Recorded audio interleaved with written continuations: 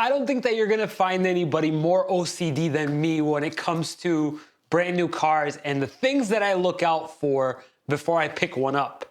What is happening, guys? Ari here from Boston Automotive Consulting, and as always, this video is brought to you by SaveOnMyAuto.com.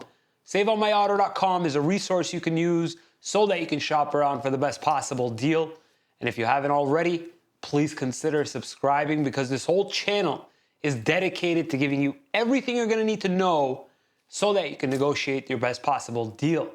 Now, in this video, I wanna give you a quick list of some things that I'm constantly looking out for if I'm gonna be picking up a car for myself or for close friends or family. This list may seem a little bit over the top, but trust me, you'll be a lot happier if all these things are checked off before you drive off the lot. Number one, I'll always ask the dealer, send me some pictures of that particular car.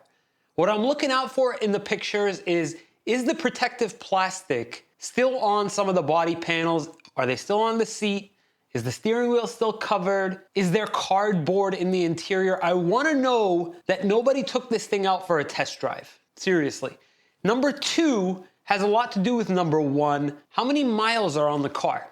Usually when new cars get delivered, when they get off the truck, usually they're delivered with about between 6 and 15 miles on the clock. If you're seeing a car with 30, 40, 50 miles, usually it means that car was test driven, it was used as a demo, or a salesperson used it maybe, I don't know, to pick up his dry cleaning. It's not a bad thing if the car was used for a test drive, if there are no more brand new ones of that car with 0 miles or close to 0. But me personally, I kind of just don't want it if it was taken out on a test drive. Very OCD. Just give it to me fresh.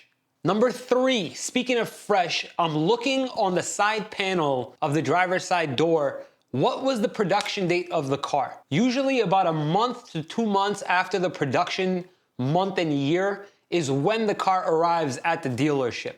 So I'm checking to see on the door exactly when that car was produced so I can gauge exactly how long that car has been sitting on the lot.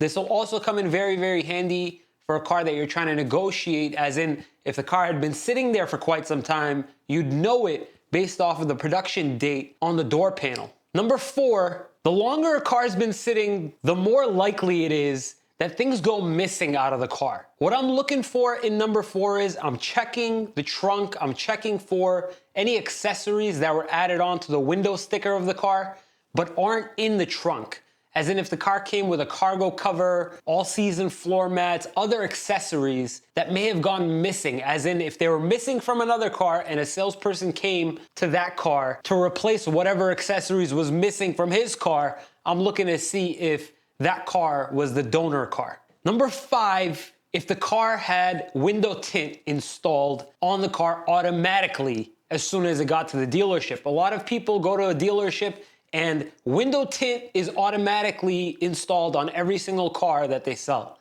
The reason why this is bad, you guys, is because window tint usually installed by a dealership is usually very, very low grade, number one. And number two, it's very, very hard to take off.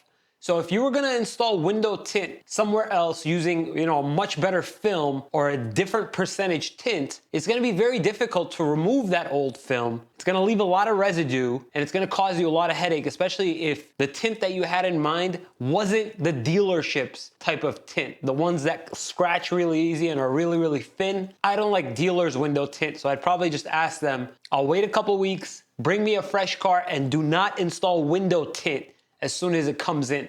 This next one is really, really OCD, and a lot of us car guys are checking for it religiously. If the car had the front license plate bracket installed at the port or at the dealership as soon as it came in.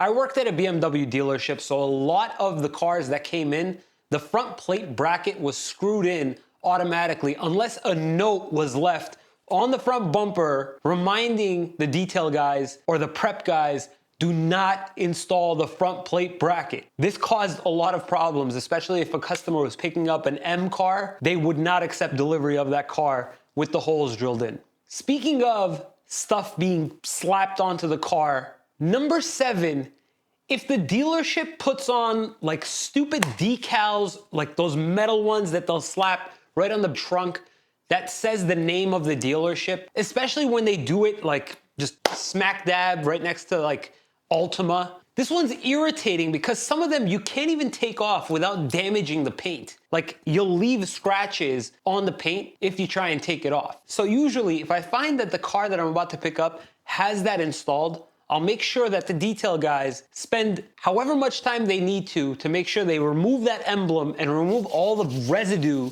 that gets left underneath it after they remove it. Maybe those guys can complain to the dealership to stop putting on these stupid emblems. The last one, number 8. This may take a little bit of a trained eye to do, but it's super, super important.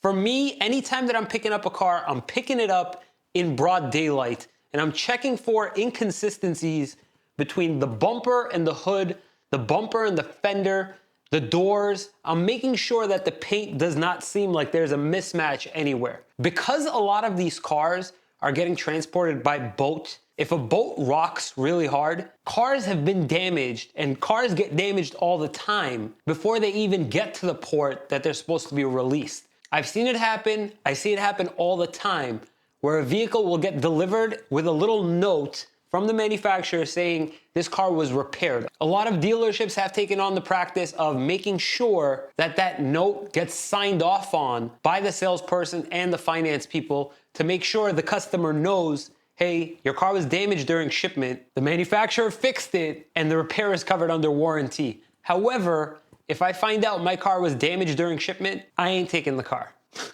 So, guys, I hope that this list doesn't make you nervous when you're about to pick up your new car, but screenshot or like pull up the video while you're taking delivery just to make sure you're checking off all of my OCD tendencies when I'm looking at a new car. Press like if you think I'm a little bit crazy.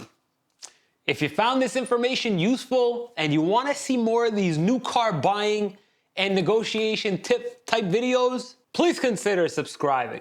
And don't forget to visit saveonmyauto.com as well as the resources down in the description below. Thank you so much for watching, guys. We'll see you next time.